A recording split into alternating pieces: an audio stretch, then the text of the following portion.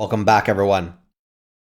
So inside of your console, in order for us to start using Firestore, you need to go to the Firestore Database tab. And here you'll see some kind of introductory screen.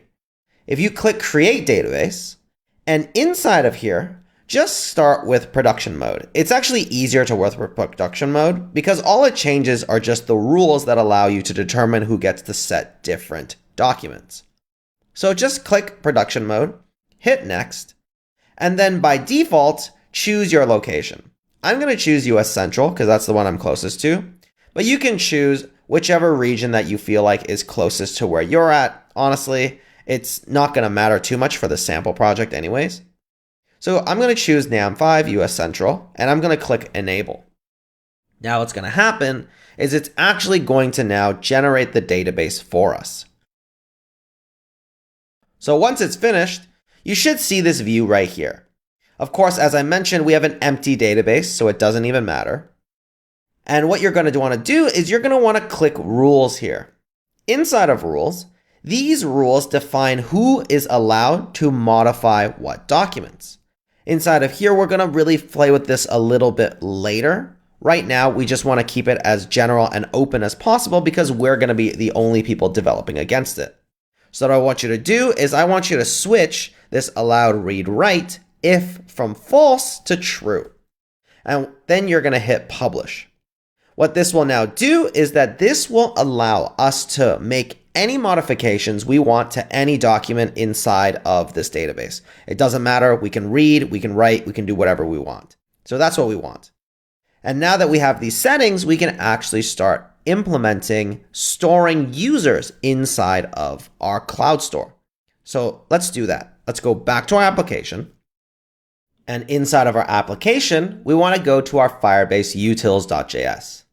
Now, just like Firebase app and Firebase auth, Firestore, as I mentioned, is a different service. So we need to import some methods from Firebase/Firestore. And just like we did with getAuth, we need to instantiate our Firestore instance. So we need getFirestore. What we also need are three other methods. We need the doc method. And what this doc method allows us to do is retrieve documents inside of our Firestore database.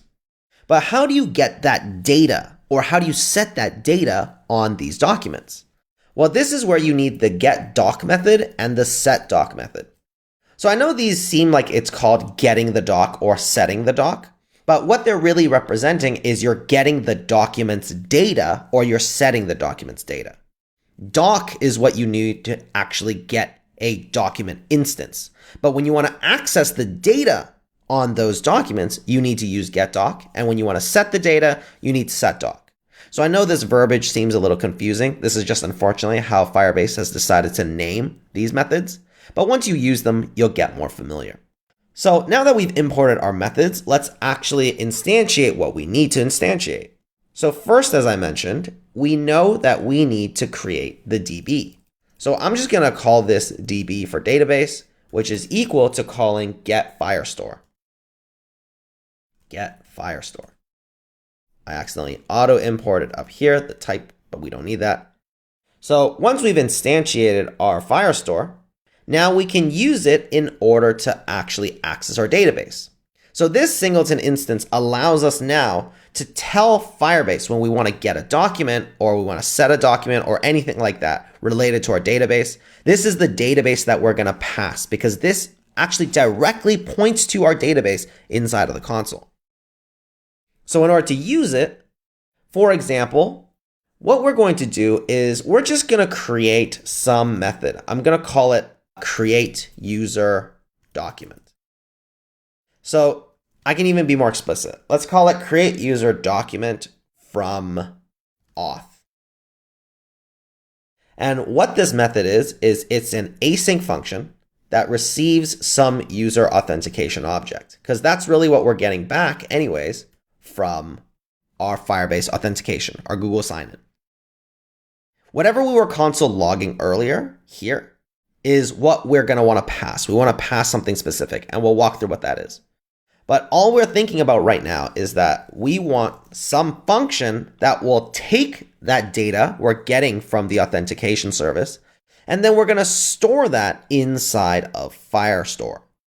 So this is where things are going to get a little bit more confusing just because we have to follow along with how we use these methods that we've imported. So remember, what we need to do first is we need to see if there is an existing document reference. So when I say reference, this is a special type of object that Firestore uses when talking about actual instance of a document model. So just to be clear, I'm going to call this docref, user docref, and this is equal to doc. And doc takes 3 arguments. The first it takes is the database.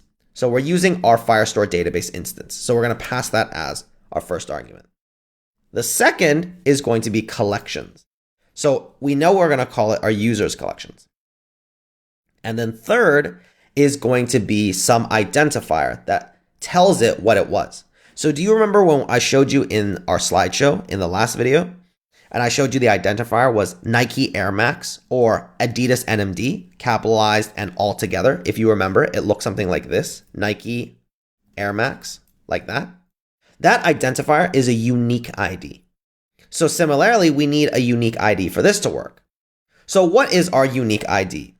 Well, let's first look at our sign-in. We're going to console log the response and let's look at it to see what we have access to. So let's go to our application. Let's open up our console and let's just click sign in with Google. Here, let's sign in and let's look closely at that object that we're console logging here. Inside of here, there's a couple things like the operation type and what provider it's from. We don't really care about any of this. Whereas this user object, this is that authentication object I was talking about that comes with the access token. What we really care about is the fact that on here we get a display name, we get an email, we know if it's verified, and then there's some other information such as a phone number, a photo URL, but most importantly, there is a UID. This is a unique ID identifier that we get with this object. So we might as well use this UID as our unique identifier. So right now, we're in the process of creating this user instance inside of Firestore. So we've never done that before. So what we can do is we can say, okay, what I want you to look for is off of this user auth object, this UID, and I want you to use that as the unique ID to get a document reference. What's interesting about Google Firestore is that even though right now, as we explicitly saw, we do not have a document reference inside of our database. We don't even have a users collection, but Google will still generate this object for you. So let me show you what I mean. Let's go inside of our sign-in component and let's import in the appropriate file from Firebase utils. Actually, I'm already importing it up here. So I'm just gonna move this up here. And what I wanna do is I wanna call this method using responses user object. Remember, that was this specific object right here. The one right here, it's off of user. So I'm gonna take that, I'm gonna destructure it off the response because that's really all I want. And I'm gonna pass that in as the user auth. So inside of Firebase utils, I'm getting this as user auth. And then I'm essentially saying, hey, give me the document reference inside of this database under the users collection with this user auth's UID. As we know, we do not have anything inside of our collections. We don't even have collections. We just generated a database earlier. So what this will log though, when you see this inside of here, let's refresh because we just added some code. I click sign in with Google pop-up. I click Yihua Zhang. So now what's happening is it's giving us that response back and we're passing it into our new create method. And right here you see we actually got back some object. This object is actually the object that represents some document reference in the database. However, what we know is that we don't actually have a value, but here this ID is that UID we just used. And the path, well, this points to our collection of users, but then it also points to this UID. But we know that nothing exists here. There's actually no data we can get from this. So why did Google create this for us? The reason why Google did this is because this reference points to some now unique point inside of the database. There's nothing there for this ID, so Google's like, oh, okay, there's no harm. I'm not going to overwrite anything with this ID. So by giving us this reference, Google wants us to use this specific document reference object that they provided us in order to set data there, because it's already kind of pointing to some place inside of our database. You can imagine that there is now this users collection that Google hasn't made yet, but it knows that it's pointing here. And then inside of that users collection is that specific user ID.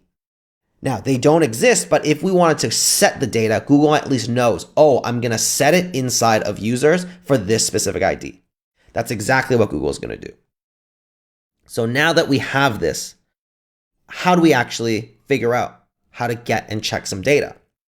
Well, the way we do that is where we use that method that I was telling you about, the getDoc. Remember, this will try and get the data related to a document. So to do this, we're going to say, okay, const user snapshot. The snapshot is kind of like the data. It's also a specific kind of object. We're going to use await because Google needs to do this asynchronously to get the document for our user doc ref. Here, now what's going to happen if we save this and we also, let's console log user snapshot as well. If we go back now, we refresh, we sign in with our Google pop-up. Now what's going to happen, as we know before, is we should see two things log. The first we'll see is our user doc reference. We've already seen that before. But now what we also see is this new document snapshot. This snapshot, again, points to the same identifier, but this is a special object now, because on this object are different ways that we can check whether or not this document exists. So I'm actually going to directly leverage a method called exists. If you save this now, and let's go through that flow again, let's refresh, let's clear our console, do our Google sign-in. I'm going to sign into Yihua. What we'll see is false, a Boolean. So using this object, there's actually a method on there called exists, which tells us whether or not inside of our database, does that reference and the data related to that reference even exist? Well, we know it doesn't. We know we have an empty collection. So that's how you can check whether or not, based on a document and the data you're looking for in that document, if any of it exists or not. It's utilizing this that we can create patterns to determine that if there is a relevant place in the database for this data, give it back to me. If not, create one for me. And that's the flow that we're going to follow. So I know there's a lot that we have to learn here about documents, document references, and then document snapshots. It's like, wow, what are all these new things? Well, the main idea is just that these are the tools that Google has determined to use Firestore in order to best actually store things inside of Firestore. So if it's a little confusing, don't worry. In the next few videos, we're going to work a lot with it in order to better understand it. So at least here we have a high-level idea. In the next video, let's actually start utilizing this snapshot now and writing out the rest of our function to start storing this stuff inside of our database. So I'll see you in the next video.